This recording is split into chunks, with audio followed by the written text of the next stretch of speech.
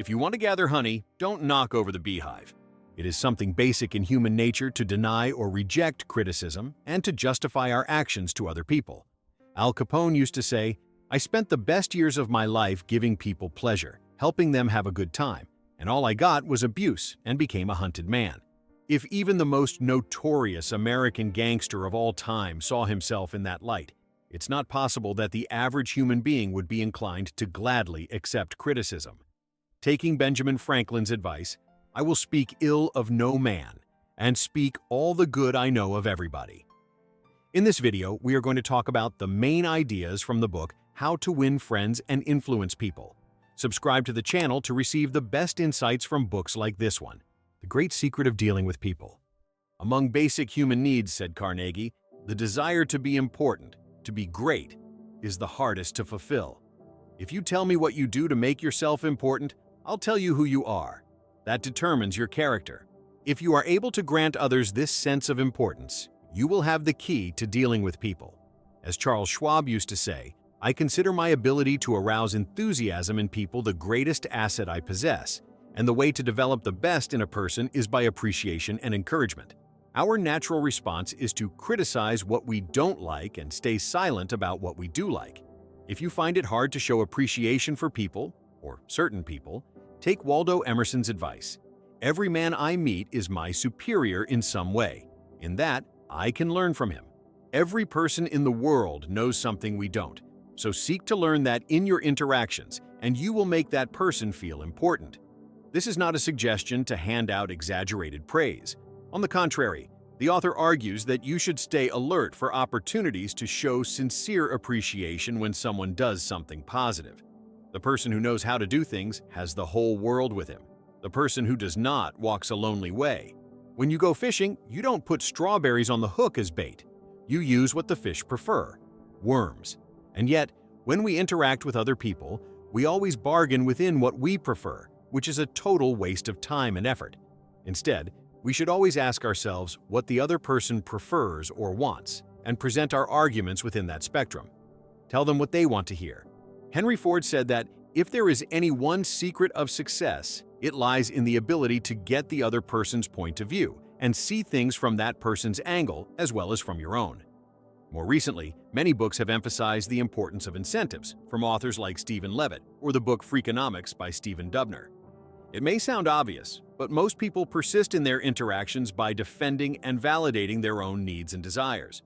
Thus, says the author, the rare individual who unselfishly tries to serve others has an enormous advantage. He has little competition. 6 ways to make people like you. The first way to make people like you is simple. Show interest. A simple application suggested by the author is to mark or remember people's birthdays. Today we have digital ways to do this, which makes remembering a birthday a day earlier even more significant if the local culture allows for that. Do this and you will be welcome anywhere. People like to be remembered, admired, and sought out when someone needs help. So if you need something from someone, tell this person that they are the only one who can help you. Ask them exactly for what you want and make it possible for them to do it for you. The author tells several stories about people who genuinely took an interest in others, even though that interest was only remotely related to what they themselves wanted. You will find that when you take an interest in people, they generally give you what you want, often without you even asking for it.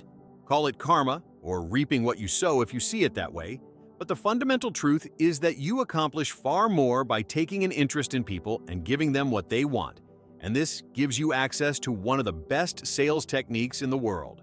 Jim Farley was raised by a single mother around the turn of the 19th century, started working as a bricklayer at the age of 10, and never had much formal education. He ended up becoming the Postmaster General of the United States, chairman of the Democratic National Committee, and the man responsible for getting Franklin Delano Roosevelt into the White House. If you don't do this, you will be in trouble. Farley's secret was the fact that he could call more than 50,000 people by their first name. Every time he met someone, he asked their name, the size of their family, profession, political leanings, and built a mental model of that person.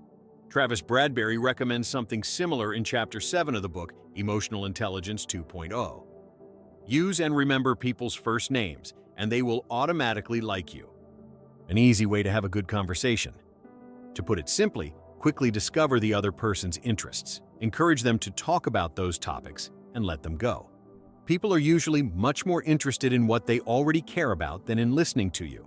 Most people start a conversation trying to find common ground, but if you focus on what the other person is interested in, this becomes a simple way to gain their attention, and at that point, they will consider you a good conversationalist. You don't actually need to say much at all. It is surprisingly easy to avoid a heated conversation. Again, just be quiet. All you have to do is listen to the other person until they have told their whole story and feel satisfied. In the meantime, you can approach the problem from your own point of view, which often leads to a change of subject and a quicker resolution of the conflict. How to interest people. When Teddy Roosevelt had his schedule set to meet certain people the next day, he would sit down and read about subjects that interested those people. Spend your energy discovering other people's passions, not preparing your own speech, and start the conversation with that topic, instead of going straight to the point of the meeting or discussion. Many people from Eastern cultures make this mistake, going straight to the point and appearing results-oriented, but being less effective. You will bear much more fruit by acting this way. How to make people like you instantly. Whenever you meet with someone, no matter how briefly, ask yourself, what is there in this person that I can honestly admire? Everyone wants approval and to feel important, and it doesn't cost you much to give that to people. Practice this with everyone you meet, from postal clerks to partners and associates. Make it a habit, and along with the other practices listed here, you will greatly improve your relationships. 12 ways to win. People to your way of thinking. You can't win an argument. Even if you knock your opponent down with your incredible knowledge, they will still walk away from the discussion resentful, and you will have lost anyway. It's simply not worth arguing. Abraham Lincoln said that no man who is resolved to make the most of himself can spare time for personal contention. The author again sees things through the lens of giving people importance. If you fight with someone, that person may have their sense of importance wounded and use that to block you. If you recognize their importance, that person's ego can breathe, and you find a friendly way to sell your cause, a sure way of making enemies, and how to avoid it. In a similar vein, you should never waste time proving that people are wrong. First of all, be humble. We are all cognitively biased, and even the most devoted psychology student falls into the mind's traps on a daily basis. If you are wrong, admit it, and do it quickly, openly, and with enthusiasm. Again, the author brings up the concept of granting importance. When you condemn yourself, the only option left for the other side is to use their self-esteem to defend you. Even when the other person's interests clearly go against yours, admitting mistakes is a very powerful weapon. If you want to see how important this is, read James Altucher's article, How to Get an MBA from M&M. The High Road to a Man's Reason. If you respond to hatred with hatred, you will never convince the other person that you are right. If instead you show friendship, sympathy, and admiration, you may turn their anger to your advantage. Never start a conversation by diving straight into the points where your opinion differs from the other person's. Instead, start carefully and consistently by emphasizing the things you agree on. Keep reminding everyone involved that, although they may disagree on some points, everyone is seeking the same solution. A good influencer of people has the ability to identify the solution everyone is after. The secret of Socrates. The outcome of this method is the other party's consent, no matter the subject. People's pride and their sense of identity force them to remain loyal and consistent with themselves. So, whether they start by saying yes or no, the result will be similar. Yes and no are just words, just answers, and if you try to change an answer that's already fixed, you will have to go against everything that led up to it. That can be an impossible task, so it's better to put the issues on the table before moving forward. Get the other person to say yes before anything else happens. A safety valve in handling complaints. Let people talk. When someone has a complaint, let them vent. When you go to a job interview, don't talk about yourself. Ask something about the interviewer and let them talk. How to get cooperation. There should never be a situation in which you need to demand credit for an idea. Let the other party claim it, and you will have a much greater chance of getting cooperation. When you need something, don't talk about what you need. Present the idea to the other person as simple information and let the idea come from them, a formula that will work wonders for you. There is always a reason why a person thinks one way and acts another. Stop judging how right or wrong people are and instead chase that reason. In it, you will find the key to understanding personalities. The author says that if you get nothing else out of the book, at least start trying to honestly see the other person's point of view. Not their opinions, but the reason behind those opinions. What everybody wants. Carnegie then offers a magic phrase. I don't blame you one bit for feeling the way you do. If I were you, I would undoubtedly feel just the same. Feel free to update this sentence for the 21st century, but the point here is to genuinely recognize that you share the same perspective as the other person, and that you would act the same way if you had their temperament or experiences. Along with many others, Stephen Covey disagrees with this point in his book The 7 Habits of Highly Effective People, as does Charles Duhigg in his book The Power of Habit. But the aspect highlighted by Carnegie is certainly valid. Although we can argue about the role of environment and personal choice, it is equally important to recognize the legitimacy of people's emotions and opinions, validating them in light of their circumstances. An appeal that everybody likes. J.P. Morgan once said that people usually have 2 reasons for doing anything, one that sounds good and the real one. Appealing to people's nobler motives is a way of giving them a good-sounding reason. Speak and act in a way that assumes the best in them. Movies do it, radio does it, why don't you? Merely stating the truth is not enough. The truth must be presented in a vivid, interesting, and dramatic way. Demonstration is far more memorable than words, so show people your ideas instead of just listing them. Charles Schwab once had a plant manager who couldn't get workers to meet their quota. The manager had tried everything without success. Schwab simply asked about the numbers for a given day shift, and the manager wrote that number in chalk on the floor. When nothing else works, try this. When the night shift started, everyone asked what the number meant, and they worked to hit a higher number than the day shift. Not wanting to be outdone, the day shift produced one more item, and this kept happening until the plant became the most productive in the company. The principle here is not to pit people against each other, but to seek excellence. The love of the game and the chance to prove the best in oneself are the greatest motivators. So introduce a bit of competition when you want to inspire others. 9 ways to change people without arousing resentment. If you need to point out faults, here's a good way to start. Before pointing out other people's faults, begin with an honest compliment about something they have achieved or improved. After doing that, you can point out the aspects that need work or correction. When the president of the Wanamaker department store, John Wanamaker, was on one of his daily rounds, he noticed a customer waiting at the counter without service, while the store staff were chatting and laughing on the other side of the counter. How to criticize and not be hated for it. Wanamaker went behind the counter, served the customer himself, and handed the package to the staff to be wrapped, then moved on. Without saying a single word, he clearly communicated the problem to the staff and what he expected from them. When you have to criticize, find an indirect way to do it. Criticism becomes much easier when the other person first points out their own flaws.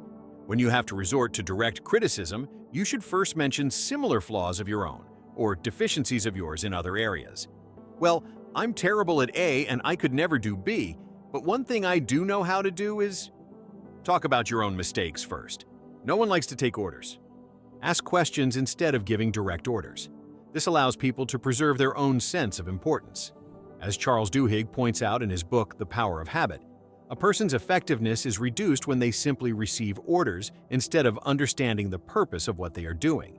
Let the other person save face. General Electric once had to replace the head of one of its departments, a genius in electrical engineering who was not suited to leading a department. Instead of demoting him, GE gave him the new title of consulting engineer for the entire company. We usually don't spend time thinking about how to help others save face, but if we do, we see that it often doesn't take much effort. How to spur people on to success. You will get far better results by valuing people for small achievements and improvements than by criticizing them when they fail at something. Give a dog a good name. One truth about human nature is that people will always live up to the reputations given to them. Tell someone that you think or have heard that they are honest or dedicated or that they possess any other virtue, and they will usually live up to that, even if their previous actions suggest the opposite. Make the fault seem easy to correct. The author talks about how at one time he refused to play bridge with a friend, saying that the game was too complicated for him. The friend argued that there was no trick to it, and that nothing was needed but memory and judgment. By telling people that a given goal is easy, or that mistakes are easy to fix, You create in them a feeling of confidence to reach that goal or correct that flaw. Make people glad to do what you want. The key to making people grateful for doing what you want is, again, to make them feel important. Give them recognition as being the best for the job, or create a sense of authority in them, and they will engage in what you have asked them to do. When Napoleon Bonaparte created the Legion of Honor, he gave his soldiers 2,500 medals, named 18 of his generals marshals of France, and branded his troops as the Grand Army. When criticized for giving toys to his troops, he replied that men are ruled by toys. What we learn from this book. Although there is a lot of brilliant material in this book, most of its content relates to common sense. Most of the concepts are simply a repetition of the maxim, be nice to people instead of criticizing them. The value of the book lies both in the reminder of this fact and in the way of doing it, and in the illustrations that show the nuances of kindness toward others. Carnegie advocates an approach to human relationships that is analytical and proactive, going a step beyond basic politeness, thinking one step ahead of others. That sounds simple, but precisely because of that, effective relationships come from the ability to put other people first. This book provides reminders and insights on how to practice this in everyday life, and that's why it has gained a reputation as one of the most useful books of all time in the field of relationships. Final note, it is interesting to go back in time and compare the author's points and perspectives with those in the 48 Laws of Power.